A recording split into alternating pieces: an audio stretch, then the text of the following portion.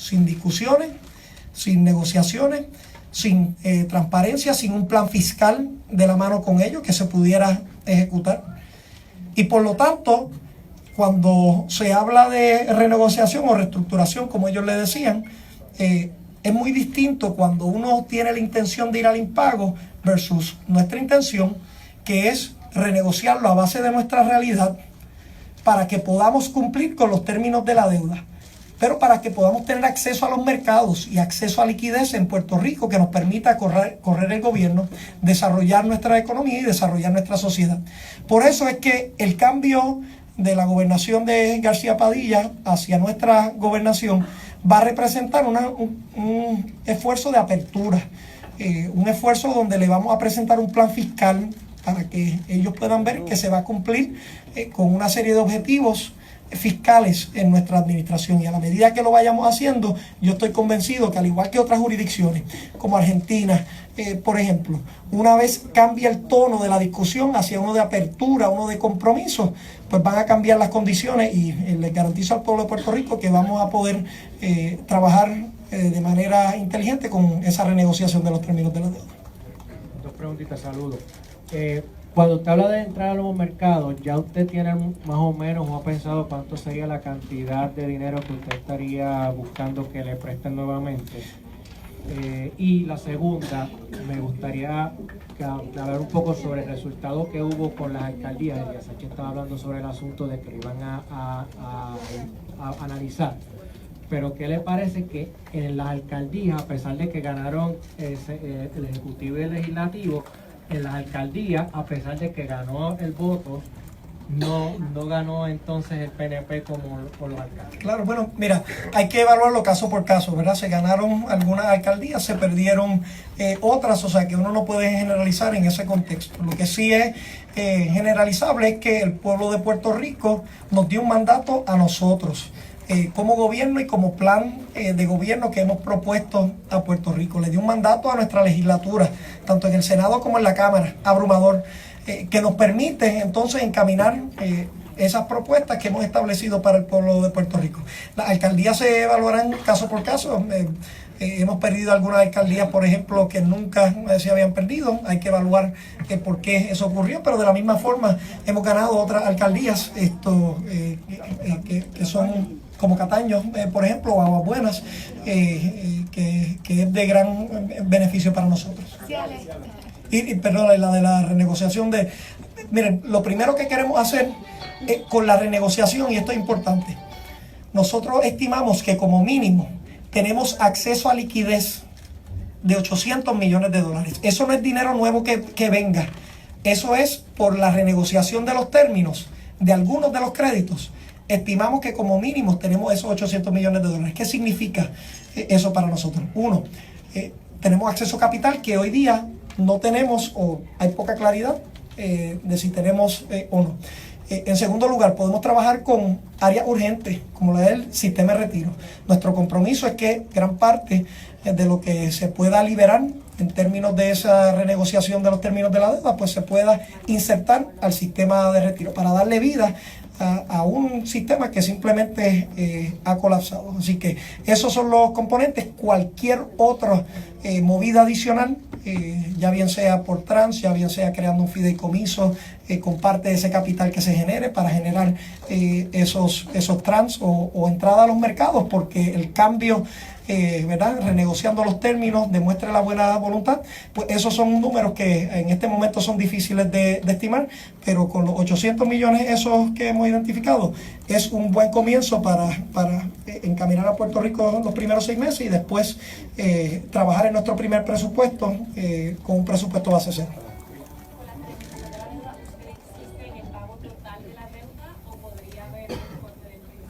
Sí, por eso la renegociación, todo está en la mesa.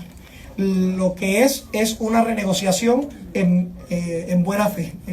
¿Qué quiere decir esto? Puerto Rico tiene 19 tipos de acreedores. Los créditos son diferentes, tienen diferentes condiciones. Vamos a sentarnos con ellos con la condición real de Puerto Rico y presentarle un plan que sea de beneficio para el pueblo de Puerto Rico y, por supuesto, que le garantice algún retorno en su inversión. O sea que sí, nosotros hemos hablado que hay el potencial del pago diferido, del recorte en el principal. Esas son cosas que se van a renegociar, pero solamente se pueden hacer con transparencia y con claridad. Saludos, buenas Saludos, Julio. Le quería preguntar a ver cómo usted analiza la situación electoral que plantean los votos logrados por los candidatos independientes, que muy poca gente esperaba que lograran una fuerza política de 300.000 votos, eso es un montón de votos. ¿Cómo interpreta usted como un partido de mayoría, verdad, esa cantidad de gente que votó por algo que no es ni el Partido Popular ni el PNP? Y si eso supone algún punto de reflexión de cara al futuro para los partidos políticos. Pero mire, yo creo que los últimos 4 años han sido bien fuertes en Puerto Rico y ha sido el peor gobierno en nuestra historia moderna, y eso provoca la búsqueda de una nueva alternativa. Nosotros representamos esa nueva alternativa en esta elección, pero también hubo otros candidatos que abonaron a la discusión, que siempre les di la bienvenida, que creo que fue, ¿verdad? Que tiene ese resultado positivo para la democracia. Así que yo interpreto que esos números es simplemente esa masa grande del pueblo de Puerto Rico que quería rechazar lo que había actual en estos 4 años, y que con diversas alternativas, ¿verdad?, distintos puntos de vista ideológicos, sociales, de desarrollo económico, pues el pueblo podía escoger entre ese menú. Gracias ¿verdad?, a Dios y al pueblo por su confianza, pues nosotros terminamos siendo esa alternativa nueva que representaba ¿verdad?, una alternativa de progreso para Puerto Rico. 2 cositas bien breves. Una tiene que ver con la Junta de Control Fiscal. Sí. El gobernador había nombrado su propio representante. ¿Usted tiene nombres para nombrar algún representante de la Junta de Control? Sí, yo nombraré mi representante en su momento. ¿Ya tiene nombres? Bueno, lo voy a desglosar. Los voy a desglosar en su momento. Créanme que nosotros queremos movernos en esto rápido. Ciertamente entendemos que este proceso, ¿verdad?, el nominado por el gobernador, ¿verdad?, va a estar ahí hasta que culmine la gobernación de Alejandro García Padilla, y nosotros respetamos ese espacio, pero en su momento nosotros pondremos nuestra persona de confianza. Y para concluir, los resultados, y a lo mejor Jennifer González también quiere aportar sobre esto, llegan resultados variados sobre la contienda en Estados Unidos, sobre Hillary y Donald Trump. ¿Cómo afecta, si de alguna forma, la agenda que usted ya se ha trazado, y Jennifer González, el resultado de Estados Unidos? Es decir, ¿da lo mismo que gane Hillary o que gane Trump? ¿Y cómo ajustarían las estrategias para alcanzar su objetivo? Nosotros hacemos un excelente equipo. Él es demócrata y yo soy republicano. Trabajo en el Congreso y él trabaja en Casablanca. Así mismo es.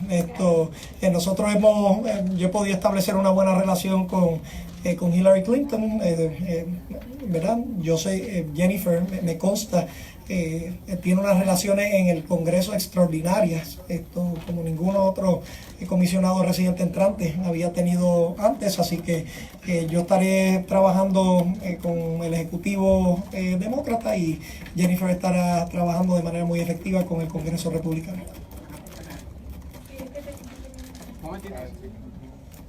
Buenas noches, Rafi Rivera, CNN en español. Rafi Rivera, CNN en español. Mucho se habla, se han ido en los últimos 4 años cerca de 250.000 personas de Puerto Rico.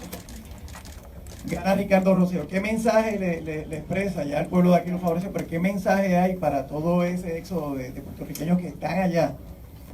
¿Qué usted haría? Y se les diría, mira, vale la pena regresar, porque tenemos también un porcentaje de algunos que están regresando. Pero ¿cuál es el mensaje directo de Ricardo Rosselló hacia esos puertorriqueños que se fueron buscando algo mejor? Pero mira, esos puertorriqueños se fueron porque estaban buscando oportunidades o calidad de vida.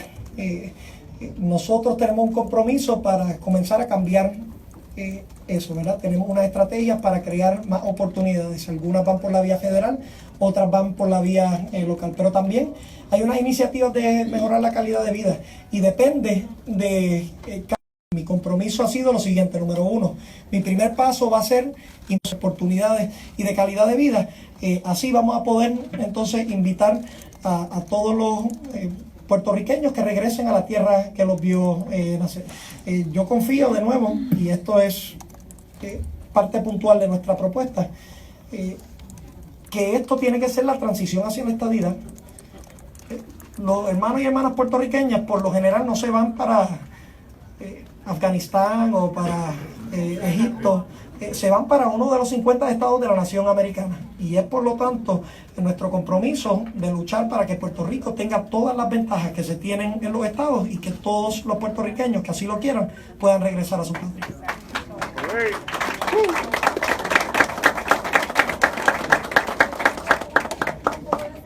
A la pregunta de Julio, y es sobre los votos que obtuvieron, ¿verdad?, los distintos renglones, tanto del Partido Popular como los que se fueron con los candidatos independientes, y es qué espacio va a tener en su gobierno, porque ustedes han mencionado varias veces el asunto del Popo, que ganaron Cámara, Senado, Comisaría, la verdad.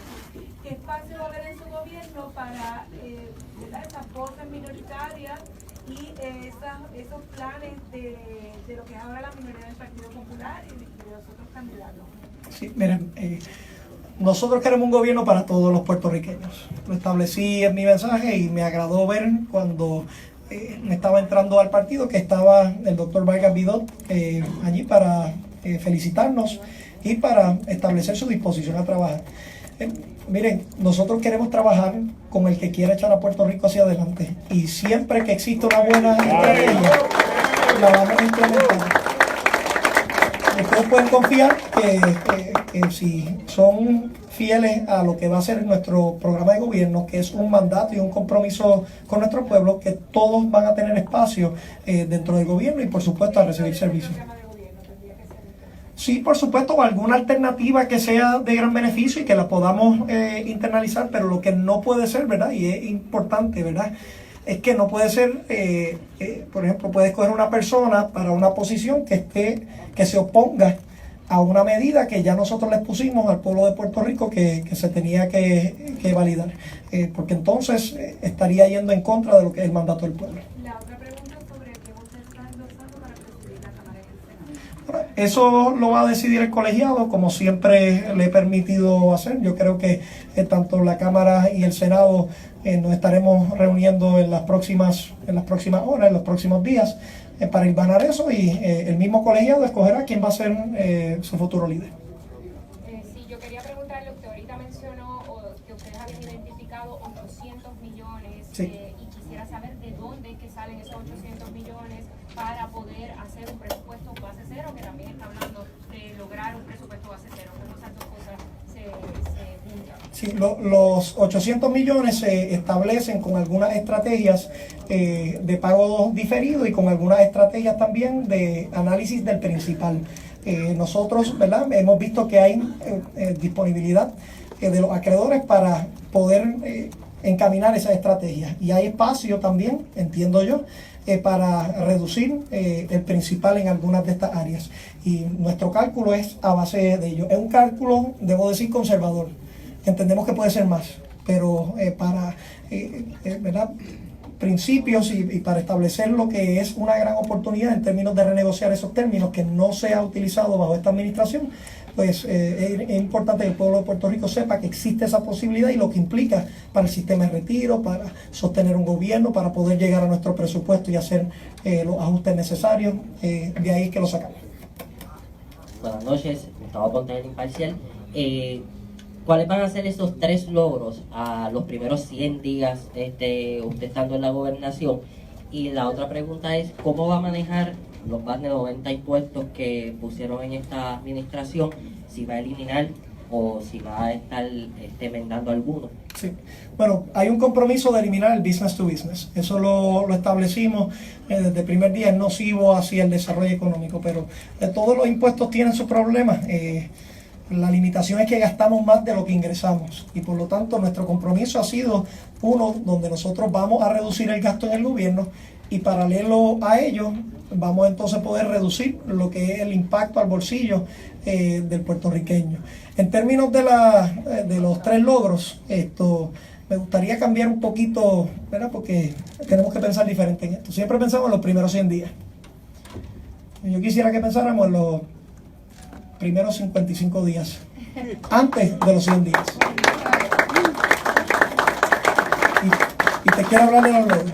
Yo quiero sentarme con los acreedores y renegociar los términos de algunos de esos créditos. Quiero establecer lo que va a ser una selección de nuestros nombramientos de manera transparente, donde el pueblo pueda ver esencialmente por qué se seleccionaron. Quiero hacer una auditoría de los gastos de esta administración para ver cuáles han sido ilegales. Estoy en contra del bienestar del pueblo de Puerto Rico. Quiero establecer lo que va a ser una relación con la Junta de Control Fiscal, donde nosotros vamos a estar un paso hacia adelante presentando un plan fiscal y de política pública en vez de que ellos tengan que prescribir. Así que esos son algunos de los compromisos que vamos a establecer y, por supuesto, desde ya dejarle saber al mundo que junto a nuestra nueva comisionada residente, el mandato que nos ha dado el pueblo es uno, para validar la voluntad del pueblo de Puerto Rico en el plebiscito del 2012, que es uno de rechazo hacia la colonia y uno favoreciendo la estadidad. Todo eso lo vamos a estar encaminando en los primeros 55 días y después, los próximos 100 días, podemos hablar de toda la legislación y todos los proyectos que queremos encaminar. Yo voy más o menos por esa misma línea. Yo lo había entrevistado a usted cuando hizo un recorrido por Cataño y me había... Y ganamos. Sí, y me había indicado que se iba a estar reuniendo con los acreedores y que para enero tenía una conferencia con ellos. Si me podría abundar sobre eso. Miren, lo que queremos no es para enero, es para nuestros primeros 100 días. Queremos establecer, además de las conversaciones con los acreedores, queremos hacer lo que se llama el Puerto Rico Credit Conference. Esto lo que implica es que vamos a invitar a todos nuestros acreedores aquí a una conferencia para tener y demostrarles que tenemos los libros abiertos de la realidad fiscal de Puerto Rico, de cómo es que vamos a trabajar para construir un gobierno que sea más efectivo y más eficiente. Y que entonces podamos establecer la pauta para nuevamente entrar en los mercados para desarrollar nuestra economía y para poder garantizar inversión en Puerto Rico. Yo quiero que entendamos que lo que provocó esta pasada administración fue limitarnos el acceso a los mercados más líquidos del mundo en el peor momento de la historia. Cuando uno ve cómo se está moviendo ese capital en los Estados Unidos, hay emisiones en Connecticut a sistemas de pensiones similar a los nuestros, hay emisiones a bonos que no están evaluados. En otros países, jurisdicciones como Ghana, hay emisiones de bonos, Jamaica, y Puerto Rico, que tiene, ¿verdad?, todas las de tener una mejor estructura en términos de su pago, por perder la credibilidad, nos hemos limitado a ese acceso al capital. O sea que para nosotros es prioridad restablecer esa credibilidad para poder tener acceso como otras jurisdicciones. No para botar dinero, sino para invertirlo en el desarrollo de Puerto Rico y consono con un plan fiscal y una ruta hacia un nuevo gobierno, pues poder servirle mejor a nuestra gente. Yo tenía dos preguntas. Quería empezar quizás por el tema de nuevo de los votos a partidos, a candidatos independientes. Usted establece que en efecto usted entiende que los votos que obtuvieron eran uno en rechazo a la actual administración y en apoyo a una nueva mayoría, ¿verdad? Que en este caso sería usted, perdón, una nueva representantes, pero también puede ser un rechazo al bipartidismo. Y en efecto, cuando habló David Bernier, aceptando su derrota, él mencionó que quizás los partidos debían replantearse, los partidos tradicionales un poco, porque quizás ese es un mensaje que también están llevando los electores al darle esta oportunidad a Sidre, a Lúgaro y a otros candidatos independientes. Bueno, yo le plasmaría a usted que en esta elección nuestro partido precisamente hizo eso, ¿verdad? Nos replanteamos una nueva manera de poder establecer lo que va a ser nuestro programa de gobierno. Nos replanteamos una nueva manera de tener contacto directo con nuestra gente, una manera científica de pensar en los problemas basada en los resultados. Los principios son similares porque nuestros principios son bien claros. Nosotros creemos en la igualdad, creemos en el progreso, creemos en la estadidad, creemos en trabajar por los sectores más vulnerables de nuestra sociedad. Y por lo tanto, uno siempre tiene que estar repensando cómo uno va a estar a tono con los tiempos. Yo les argumentaría a ustedes que nosotros hemos hecho eso y por supuesto que la política de nuestro partido va a ser esa. Siempre tener en mente lo que son los principios, pero la capacidad de autoevaluación para ver cómo podemos atender las necesidades de nuestra sociedad. Y lo segundo, en una entrevista anterior usted había dicho que el proceso de transición, ¿verdad?, tenía una agenda para entre el 9 de noviembre y el 30 de diciembre. Esa agenda sigue inalterada. Le pregunto, y si el proceso de transición en efecto comienza mañana, y con qué iniciativas comenzaría.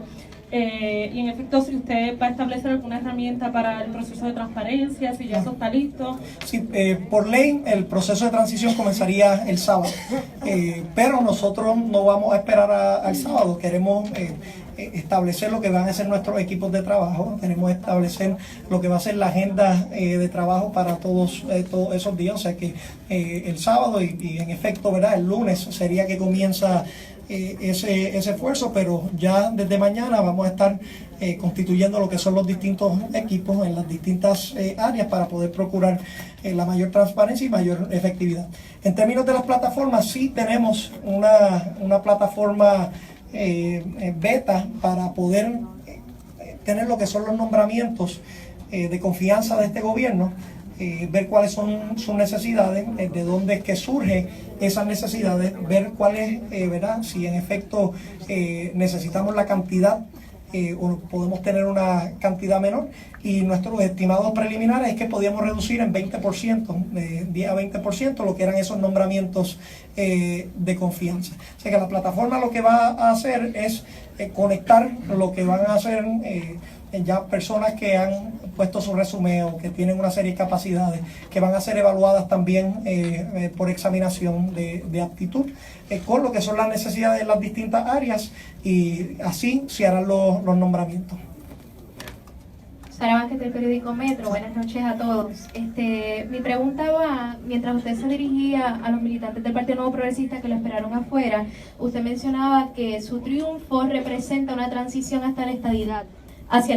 Me gustaría que abundara un poco acerca de cuáles son los esfuerzos que se van a estar realizando para lograrla, y segundo, durante su campaña usted menciona en varias ocasiones que una de las cosas que haría de ganar la gobernación sería la eliminación de la educación con perspectiva de género. ¿Cuándo comenzaría la derogación de esta carta que usted ha mencionado en innumerables ocasiones que lo va a hacer? Sí, nosotros lo que queremos hacer, ¿verdad?, la ley como está establecido en nuestra plataforma se quedará intacta. La carta circular que ha creado tanta controversia en términos de limitar, ¿verdad?, lo que nosotros entendemos es el poder del padre en escoger qué tipo de educación sexual tiene su hijo. Es una de las iniciativas que comenzaremos de manera inmediata a trabajar. Y la primera pregunta era... Iba sobre la estadidad. Usted mencionaba que su candidatura era una transición básicamente hacia el cambio del estatus. Sí. ¿Cómo le garantizamos a los estadistas que con su triunfo, como en innumerables ocasiones otros candidatos, ¿verdad?, gobernadores nuevo progresistas han mencionado que llegará a la estadidad? Sí. ¿Por qué con Ricardo Rosselló sí va a pasar? Bueno, porque tengo el beneficio histórico de que soy el primer gobernador estadista que tiene un mandato directo del pueblo, donde de manera inequívoca rechazó la colonia y favoreció la estadidad. Encima de eso,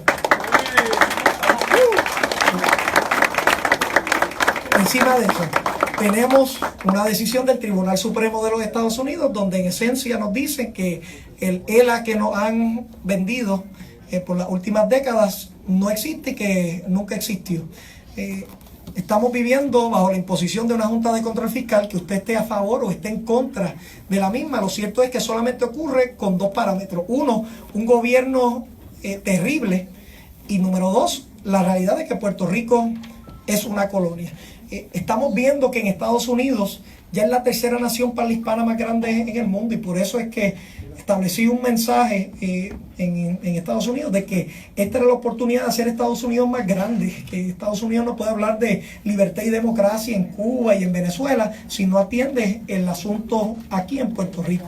Estados Unidos está teniendo una conversación sobre una ciudadanía de segunda clase con los inmigrantes. Y qué mejor ejemplo de una ciudadanía de segunda clase que alguien que simplemente por una consideración geográfica pierda derechos de su ciudadanía americana. Y por último, el mundo ha ido en una dirección clara, en contra de las colonias. Puerto Rico todavía permanece como la más poblada y la más antigua de esas colonias. ¿Qué es lo que quiero decir con esto? Que los ingredientes están ahí. ingredientes como nunca antes. Y ahora nosotros hemos encaminado una estrategia. Obviamente, el portaestandarte de ese esfuerzo será Jennifer González en Washington, que va a estar encaminando un acta de admisión. Aquí a nivel local, como segunda estrategia, vamos a trabajar con un plan Tennessee, también para suplementar lo que vamos a hacer todos los esfuerzos en Washington. Si tenemos que hacer más plebiscitos, lo hacemos, porque el pueblo de Puerto Rico ya de manera irreversible apoya la estadidad. Vamos a pasar un voto presidencial también. En caso de que no se actúe en Washington, en el 2020 vamos a tener un voto presidencial. Nos vamos a reservar el derecho de ir a los tribunales, porque esto es un issue de derechos civiles y de derechos sociales y de derechos democráticos que nosotros tenemos en Puerto Rico. O sea que la agenda para la estadidad es abarcadora y la vamos a comenzar desde el día 1. Sí, buenas. Usted menciona que dentro de sus primeros 55 días estaría llevando a cabo una auditoría para identificar gastos ilegales, más sin embargo al presente ya hay un cuerpo encargado con eso, la Comisión Integral para la Auditoría del Crédito Público. Le pregunto si durante su administración estaría respaldando los esfuerzos de esta comisión. Y de paso también le pregunto, ya mañana vence el plazo para que el gobernador elija entre los 3 candidatos para coordinador de revitalización, si ha discutido ese asunto con el gobernador anteriormente o en la llamada que le hizo recientemente. No hemos discutido ese asunto todavía. Lo cierto es que mi intención es reunirme con el gobernador lo antes posible, como se lo expresé, para poder encaminar este proceso de transición, para que pueda ser transparente.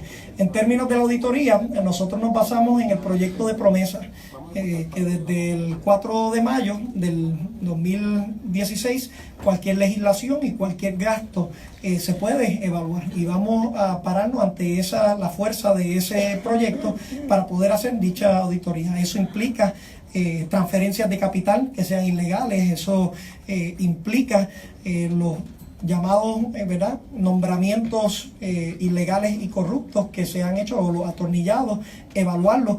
Cualquier persona que haya recibido un nombramiento de manera legítima, pues no tiene nada que preocuparse.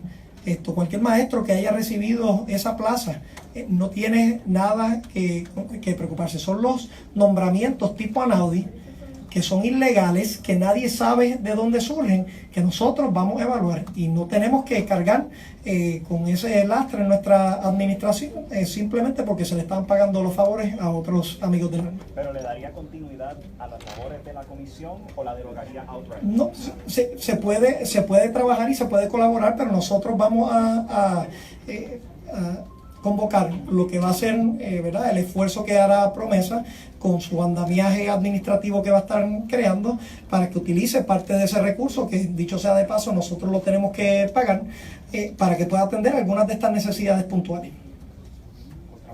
Carlos Rosso, de Contrapunto. Felicidades, señor gobernador. Gracias. Lo dije una vez y lo dije ahora. Le dije que era gobernador en una conferencia de prensa, y ahora lo digo, en realidad parece que tuve la visión. ¿Cuál es la importancia que le va a dar usted al estudio del inglés en nuestras escuelas y idiomas terciarios? Es prioritario. De hecho, nosotros ya tenemos una iniciativa donde queremos aumentar en un 20% para el año escolar 2017-2018 lo que es la educación bilingüe en Puerto Rico, con el objetivo de tener un sistema de educación, o la aspiración de tener un sistema de educación completamente bilingüe. Y por supuesto, a veces surge la pregunta de por qué no otras lenguas. Nosotros queremos crear ese ambiente y ese espacio. Lo cierto es que el inglés es un instrumento, es una herramienta para el éxito a nivel global, es el lenguaje que se utiliza para los negocios, para la ciencia, y por lo tanto es un instrumento que le queremos dotar a todos nuestros niños. Vamos a comenzar con esa iniciativa, pero ciertamente con una aspiración de convertir nuestro sistema de escuelas en uno que sea bilingüe. Muchas gracias. Y muchas gracias al pueblo de Puerto Rico.